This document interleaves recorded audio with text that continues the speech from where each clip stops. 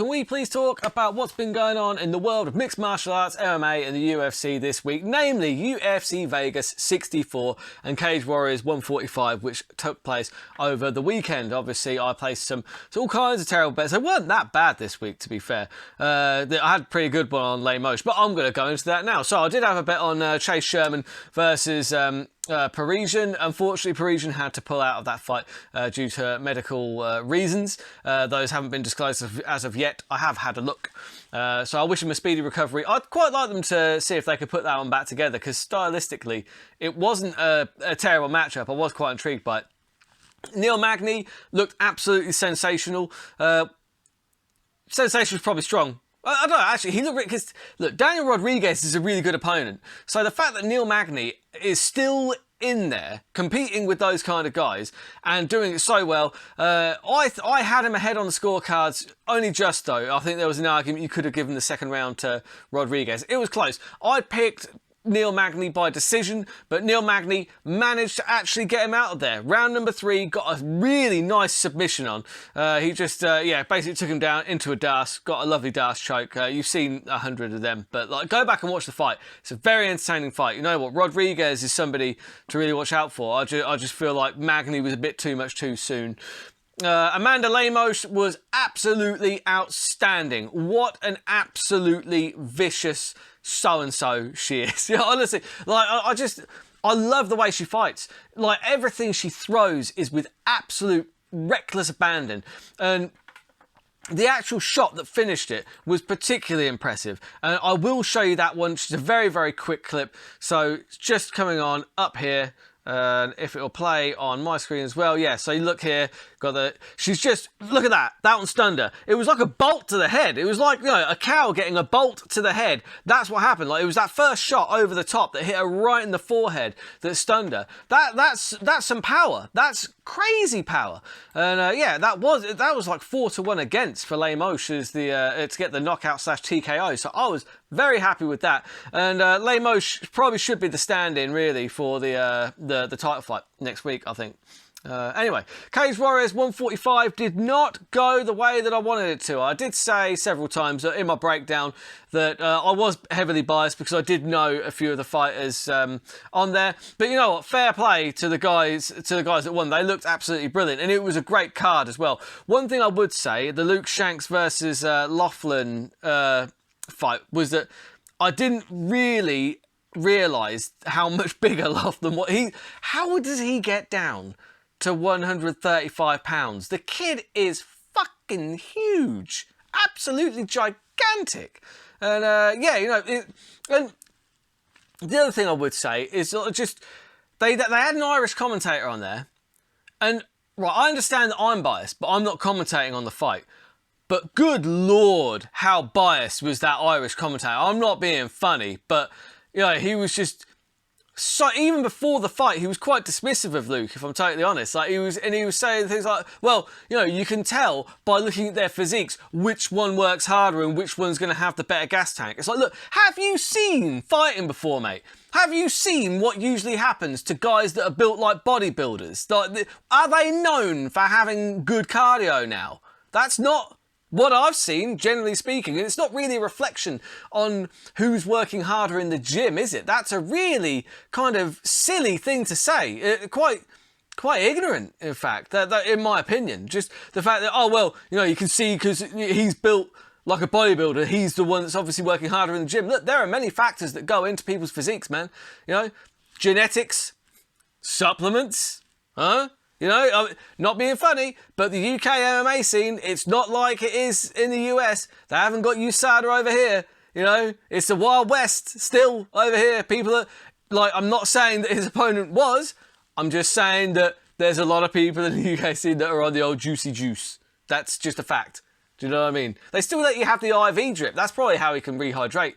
But yeah, fair play to him. Like, he did exactly the right thing. Like, he used his size and his weight to pin Luke down, and just and once he got him there, like, there was really not a massive amount that Luke could do about it, which is, you know, which is tough. It's a tough loss, but look, fair play to Laughlin. Like, he is going to go far, I'm sure. He's got the right look and he's doing the right things in his fights. It might be difficult when he goes to the UFC and they don't let you rehydrate with an IV anymore. That'll be a bridge that he'll have to cross once he goes to the UFC, of course. Luke Shanks, I still have no doubt that we'll see him in the UFC sooner or later. He is such a talented guy. I don't know whether it's worth going back down to flyweight, because you're just going to he is going to end up running into these guys that are just very, very big at bantamweight, and it's going to happen. But I wish both of them all the best. Respect to the winner, and Modestas Bukauskas against Lee Chadwick. I think I had a bet on Bukauskas, and I still think he got gifted that decision. I thought that Lee Chadwick won that fight. Honestly, I don't know. I thought that he just did more. He did more. It was an impressive fight. It was a fun fight to watch. But, congratulations to Modestas. It was good to see you back, injury-free. Chadwick, look, I'm looking forward to seeing Chadwick again. I personally thought he won that fight, but you know what? I'm not a judge. What the fuck do I know? Then you got the main event. What a war that was. Vucenic and Hughes, both, they put on a really, really great show. And you know what? Credit to Hughes. It was just, he was just the better man on the night. He just was. Like, he was just slightly sharper. And some of those cuts were just brutal. Just absolutely brutal. But Vucenic, he's going to be back, bigger than ever. It's the end of the day, you learn more from your losses than you do from your wins. And, I'm looking forward to seeing what Hughes does. If he does head over to the UFC now, I'm sure that's where he's going. I think he's like 10-1 now because he avenged his only loss, which was to Vucenic. So it'll be interesting to see him progress onto the UFC. I'm sure Vucenic will see back sooner rather than later. Well, I mean, he's going to have to heal up first. Those cuts were nasty. I wish him a speedy recovery. I hope everything goes well for him, and he will be back. And I'm sure that even before the fight, I was kind of thinking both of these guys are going to be in the UFC sooner or later. It's probably just going to be a matter of one of them will be sooner than the other one based on the result of this fight. But either way, excellent card, really fun night of fights, really enjoyed watching it, and I'll be doing more breakdowns for the Cage Warriors cards going forward, just because I enjoy it. So one thing I would say, just before we go into the news, I do want to just say thank you for watching. If you could please do me a favour, like, subscribe, share, all that stuff. It all helps. Comment. Just, let me know what you thought of the fights over the weekend. Let me know if there's anything that going on in the world of MMA that I missed that you want to let me know about. I appreciate all of it. It all helps the algorithms. It all helps me make this show better and better. So thank you. And now it's time for my favourite news segment, the news about the sports that I care about in 60 seconds. So,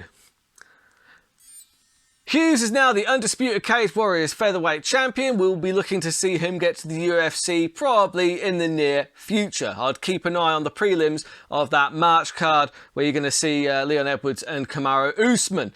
Lee Mosh stakes her claim to another £125 title shot. She is going to be the alternate when they go to New York. I think it's the 281 card. And so she's going to be the alternate. I don't think anyone's going to fall out of that fight, but you never know. And she's going to face the winner of that fight, rightfully so. Joey Logano is now a two-time NASCAR Cup champion. Congratulations. Very few people have done that. Congratulations to you. Brilliant race. Ross Chastain and Chase Elliott got into it in Phoenix. More on that later. They went into each other. And Neil Magny is now the winningest welterweight champion in UFC history. Welterweight champion, welterweight fighter in UFC history. Congratulations to you, Neil Magny. And that's it. Right. So just to expand very quickly, I mentioned in the news in 60 seconds, obviously, Joey Logano, congratulations. What a race that was. He did a really fantastic job getting the win and grabbing his second championship. So I just want to talk a bit more about what happened between Ross Chastain and Chase Elliott. So if you just watch the clip here, basically, for me, I'm kind of on Chastain's side, but let me know what you think in the comments, right? Who's in the right here? Because look, Chase Elliott kind of goes across his bumper. Like, at that point, Chastain could have pulled out of it, but he's also racing his own race. Do you know what I mean? He's trying to win. If he pulls out of it, he's slowing down and just giving up the position.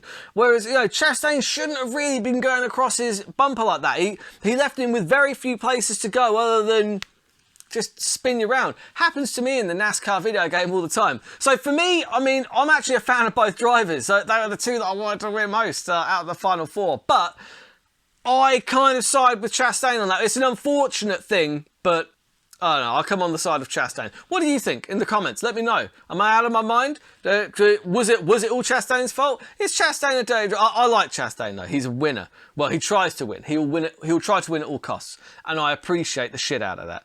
And yeah, just one more thing to go. We have got the troll of the week, and this one it just caught my eye because number one, Israel Adesanya is fighting this week, and number two, it's a feature of like one of the best games that's ever been made, The Simpsons Hit and Run. Obviously, Israel's been accused of having a few dull fights here and there where he's been point fighting, i.e. hitting and running. The Simpsons Hit and Run featuring Israel Adesanya. But yeah, anyway, I'm going to be breaking down that fight, Israel Adesanya against Alex Pereira, and a load of other fights on that card. And that video is going to be coming very shortly. It's probably already up on my YouTube channel. In fact, just go and check it out. Go and watch it. Go and watch it, for God's sake. I have fun breaking down the fights. It's a good time. You get to know a bit more about what's going on in the event. So until then, keep those odds long and those bets terrible.